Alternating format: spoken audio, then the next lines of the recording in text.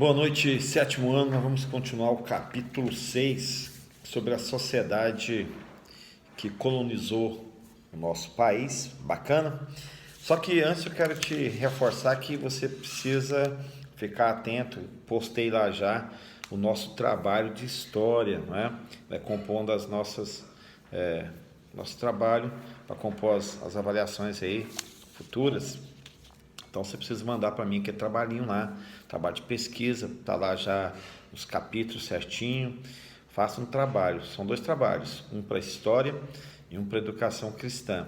Educação cristã, tá lá também o capítulo. Eu quero que você faça resumos por tópicos, tá? Um resumo por tópicos, bem bonitinho, organizadinho. Compõe lá esse trabalho para o tio Orlandino. Qualquer dúvida você me pergunte aí, tá? Então, do Educação Cristã, resumo. História é responder as questões, gabaritar as questões e me enviar, e fica tudo bacana. Faz em paz, faz pesquisa aí no seu caderno, no seu livro, pega as videoaulas, assiste aí para responder. Você tem toda a possibilidade de acertar todas as questões, vai ficar bacana.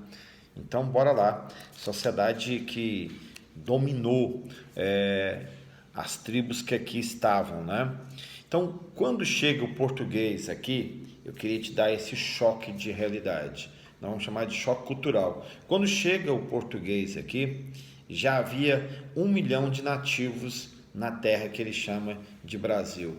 Havia 1 milhão de pessoas. 1 milhão de pessoas é a população de Goiânia, não é? Já havia esse tanto de gente aqui, e conhecidos, né? Fora os desconhecidos. Já havia aqui uma língua, eles já falavam uma língua. Mais do que falavam uma língua, há registros históricos de mais de 1.300 dialetos. Então, cada tribo falava uma língua específica, que só aquela tribo sabia. Então, você imagina, o português ficou horrorizado. Ele falava, e daí um pouco o nativo falava com ele em uma língua e depois falava em outra língua. Era um horror para ele, né? Saber que o nativo sabia outras línguas, tinha uma língua própria que foi desconsiderada, aniquilada. Era para todo mundo estar aqui falando tupi-guarani. Nós teríamos que ter essa aula em tupi-guarani, que era a língua nativa, e não foi considerada, foi aniquilada. Então, esse processo aí de quando uma cultura é aniquilada, uma cultura é exterminada, é desconsiderada, a gente já larga que a colonização aqui do país já começou não tão bacana como todo mundo pensa. Nossa, mas são nativos, professor. Tá, mas eram pessoas de uma cultura e tem que respeitar a cultura nativa, né?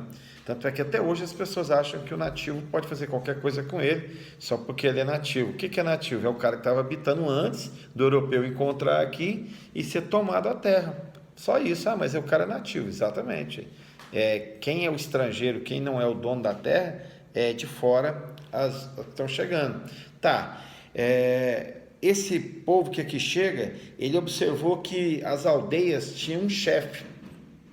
Não era um chefe político, era um orientador. Isso é outra coisa que horrorizava o português. Ele não tem chefe, ele não tem cidade, ele não tem dinheiro, ele não tem comércio. Então ele precisa ser domesticado, ele precisa ser organizado.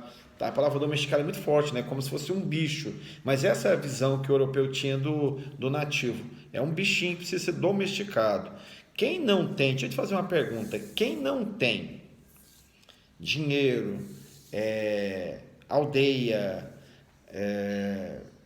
cidade, quem não fala o português, é naturalmente um bichinho? Esse é um questionamento que você tem que fazer. Falar, é mesmo, né? Só porque o cara não fala português, não demonstra fraqueza. Então, quem não fala inglês demonstra fraqueza, que é a língua que domina o mundo hoje. Bacana. Mas ele tinha também um responsável, além de ter um líder, semi-líder, né? Que era o cacique.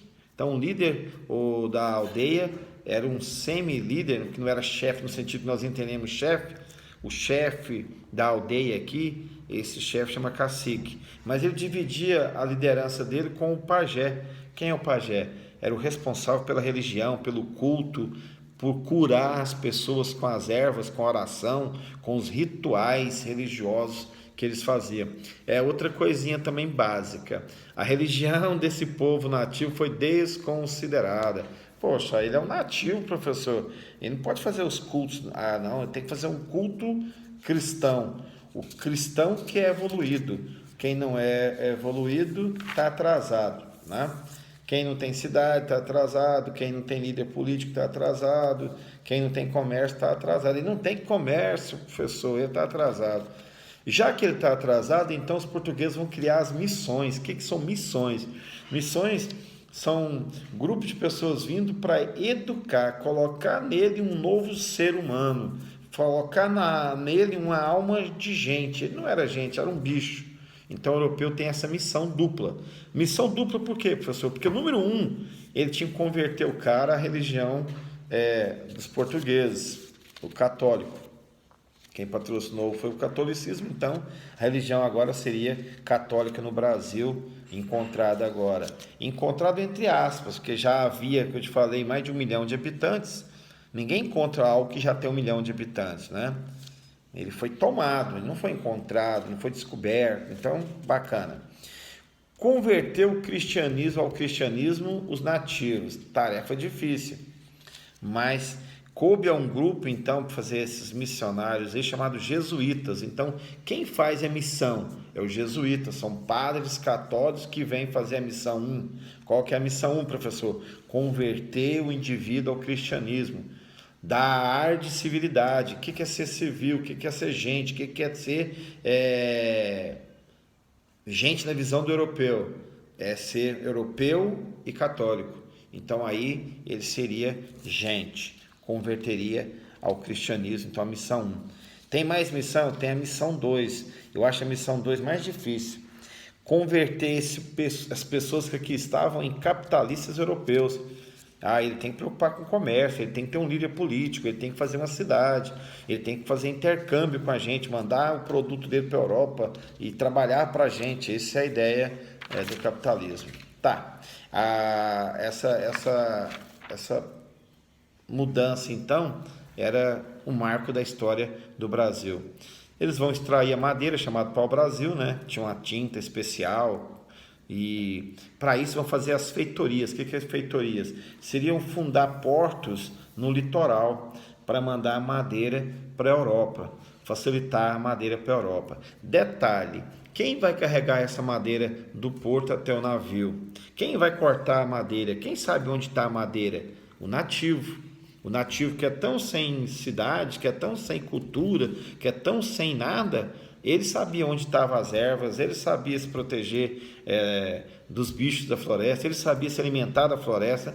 Então ele vai ter que levar o nativo, vai levar o europeu, vai cortar madeira para ele, vai trazer a madeira até o navio. E essa prática aí nós vamos chamar de escambo, né? Porque em troca desse trabalho bom para ele vai dar para ele coisas bacanas. Por exemplo, um navio de madeira cortada, carregada e levada até o navio. Em troca disso, ele vai dar para ele uma roupa, um objeto qualquer, uma faca, uma corda, 1 quilo de sal. Olha que coisa bacana. Como é que chama isso, professor? Escambo. Então, palavras que você precisa estar no seu vocabulário, né? Feitoria. Feitoria é onde se organizava para partir a extração da madeira para a Europa. Escambo era a própria troca entre o nativo e o europeu. Lembrando que é uma carga de navio aí cheia de madeira em troca de um espelho. Daí tem aquela música do Legião Urbana que fala me deram um mundo doente, né? A música chamada Índios do Legião Urbana. Ele vai falar, quem me deram menos uma vez acreditar, né? Então essa cultura, é a música de como que o nativo viu o europeu. Bacana? Ele deram um mundo doente, assim, coloca a música do Renato, né? Me deram exploração, e é isso. Detalhe, esse povo aqui, esse povo que faz as feitorias, que vai fazer o escambo, que vai fazer a exploração, que desconsidera a cultura do nativo, e nós vamos falar que a cultura forte é do europeu. Então nessa aula, lembre-se disso, coloque lá embaixo no seu caderninho. Não existe cultura superior. A cultura tem que ser respeitada, né? O nativo tinha seu modo de enxergar a natureza, tinha seu modo de enxergar a vida. E é uma lição para a sua vida. Nunca despreze a cultura do outro. Sempre respeite o jeito que o outro pense. Então, eu acho a aula mais bonita que eu acho que vai ensinar para você a cultura mais top dessa aula aqui não é nem esse conhecimento histórico de um povo nativo, de um povo que foi explorado.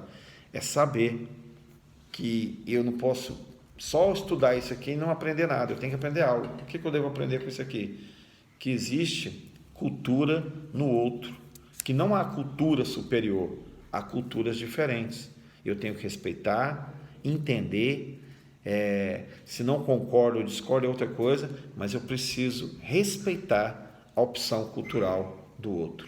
Fique em casa, fique bem, faça o nosso trabalho, são 2 trabalhos, um de História e um de Educação Cristã. E a gente se encontra aí fazendo aulas de histórias para que você cresça mais. Um grande abraço, fique em paz.